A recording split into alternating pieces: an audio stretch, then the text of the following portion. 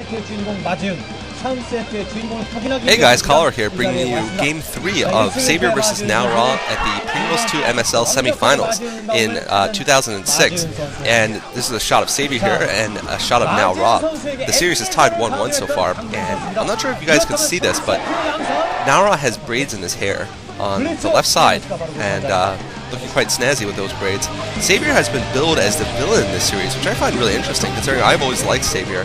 And I guess it's because of his just kind of cool, professional demeanor, whether he wins or loses. He doesn't really have a lot of facial expressions. He really keeps his cool, and perhaps a lot of old school fans like Now more, so they're making him look like the sort of hero in this series. In any case, this map is Blitz, two-player map. We have Now spawning in red at the 11 o'clock position, and Savior spawning in purple at the 1 o'clock position.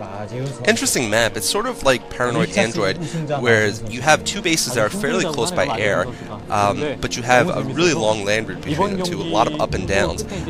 There is a natural expansion below each base, and then there's two ramps, one leading southward to more expansions, and one leading to a central raised platform with two more expansions.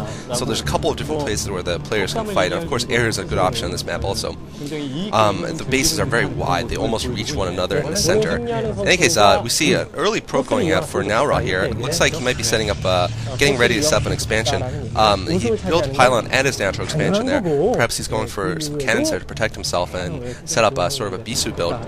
Savior just, of course, mining here and going for an Overlord, not going for a 9-pool.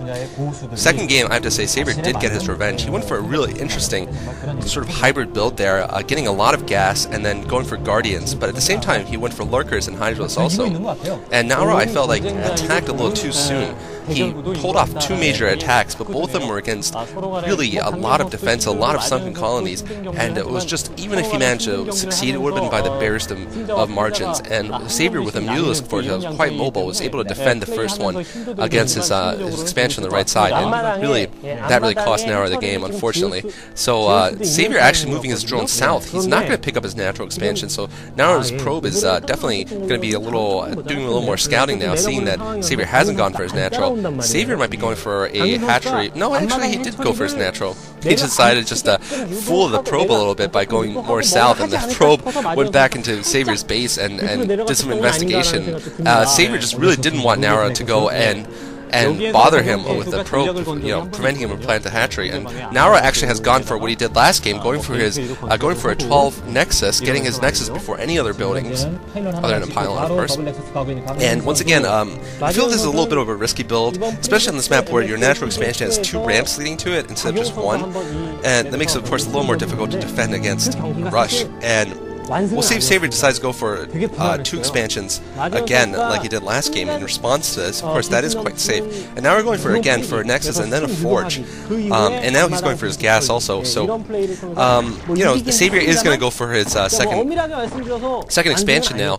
And now we're just trying to do a little more harassment, like he did last game. Now we're really excellent pro micro in both games, and now we're planting a pylon again, just like in last game. Now manages to once again delay Savior's expansion by quite a lot with his just one pesky probe. Last game he delayed it for about. Okay, back. And we see that Savior's probably morphing some Zerglings here to deal with this annoying probe and this pylon being morphed here, once again blocking Savior's second expansion. And although this is costing Now some minerals in that he has canceled his probe once, I think, canceled his pylon once, and now we've spent 100 more minerals on that pylon. It is slowing Savior down a good amount. I'm not sure what exactly the numbers are, though, because if you keep doing that sort of harassment, you will eventually lose as a Protoss, because your pylons are just expensive too. In any case, looks like Now did have a photon cannon behind his second Nexus, so I think he's going to be quite prepared against these Zerglings. And it looks like that photon cannon's done morphing in, and he's positioned it excellently, putting it behind a gateway so that Savior can't reach it easily with Zerglings. And I feel that Savior may be able to slip through, though, if he only has one cannon, actually, especially if Savior decides to go commit to more Zerglings and speed upgrade. We'll have to see how successful this is for Savior. And looks like he does have about 8 Zerglings moving towards the base here. He's going to see what's going on. Looks like he's actually just moving 3 Zerglings over. And looks like he could sneak in. Actually, he did sneak in here with one Zergling alive, actually. Unfortunately, Savior didn't decide to put more Zerglings in. I felt like he could have been quite effective with a big Zergling attack there, just sneaking past that cannon over there, but unfortunately he didn't do it. Savior now mining for both his main and his natural, and the Zergling's still alive in the base. It's going to be alive for quite a while because it'll be a while before Nara can get any ground forces. Now we're going for a cybernetics core, and Savior is just, yeah, Savior really, I think that he really isn't far behind on this kind of build because he has expanded again. That is a good reaction by Zerg in order to deal with this fast expansion from Protoss, and it really just, the Protoss can force the game into more of a macro mode, but that really, I don't know if it really benefits Protoss that much. We'll have to see what happens here, if Nara decides to go for Corsairs or not. I feel that last game Nara shouldn't have neglected going for Corsairs because they would have been quite effective against Savior's Mutalisk Swarm, and later on against his Guardians, and by skipping that level attack, he also wasn't able to use his DTs very effectively, and this time Savior's actually going for a Hydra's Den quite early, so he's going to go for a Hydra's-based rush, I feel, or at least go for a Lurker-based rush, but by the fact he's putting the Hydra's Den fairly early, I guess he is going to go for some Hydras before he goes for Lurkers. That's just my supposition, though. It could be different. And this time, Nara is going for Stargate. Savior's going to... No, Savior's not going to spot that, actually.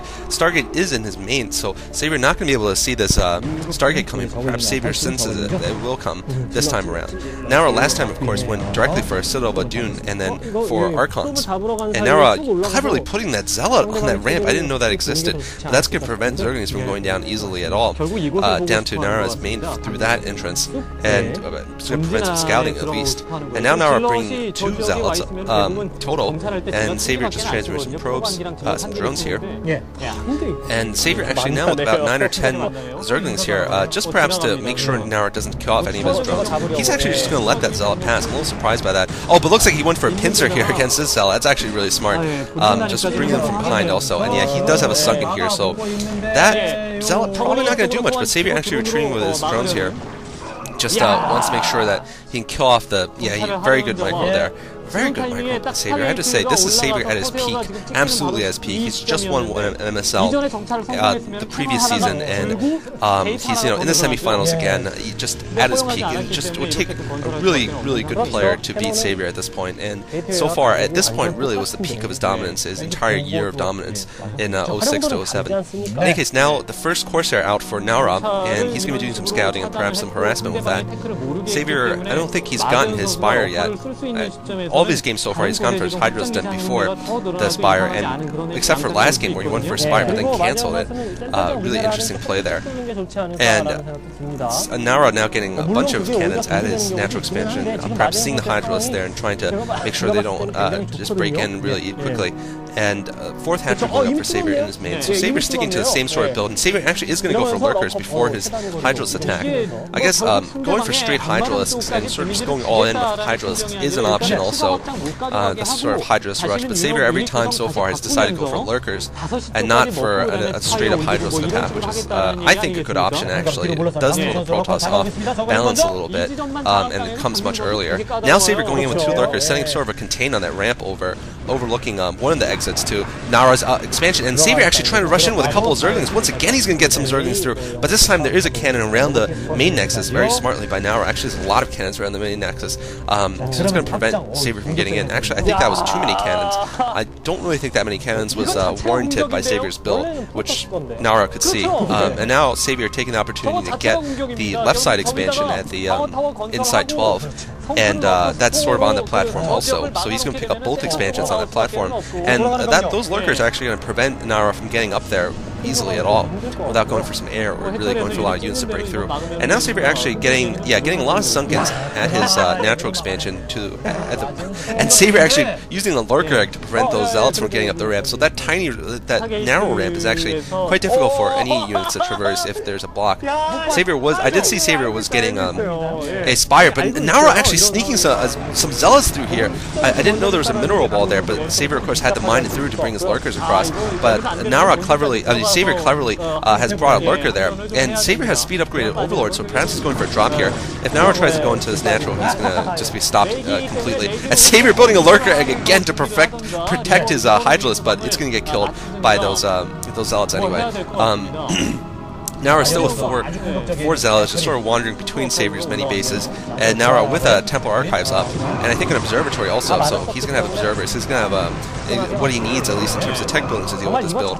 And Naura now losing all of his Zealots, Savior's going to take him out. In any case, Savior putting those Sunkets as natural is going to protect against attack from the second direction, and now Naura with Observer and then Corsairs flying over here. And Savior, I don't think is going for Mulists this game so far. I haven't seen any, so I guess he's going to go for more of a ground build and